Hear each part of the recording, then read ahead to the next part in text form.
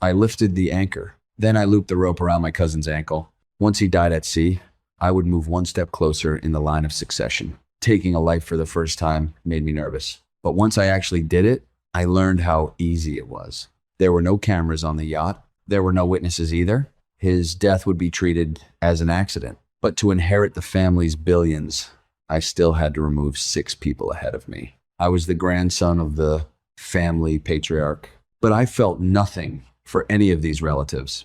More than 20 years ago, my mother fell in love with a cellist. She gave up her family and inheritance to live with my father. But once my father learned she had lost everything, he abandoned us both. Years later, my mother became seriously ill. I went to my grandfather and begged him for help. He refused to even let me through the door. After my mother died, I was passed between foster homes. I had only returned to take back what belonged to me. My family controlled businesses across every major industry, but I was only an ordinary tailor. Winning the inheritance through ability was never realistic.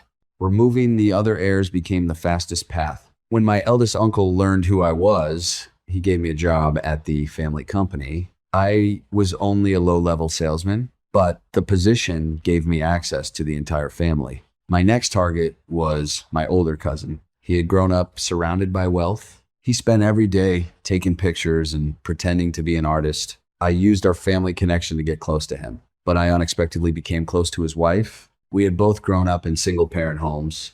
We also shared a love for Times, A Tale of Two Cities. Whenever we started talking, my cousin felt like the outsider, but my feelings for her could not change my plan. During a dinner party, I secretly entered my cousin's darkroom. I tampered with the chemicals inside, then I left a cigarette behind. The explosion would look like an accident. But just as I finished setting everything up, my cousin walked in.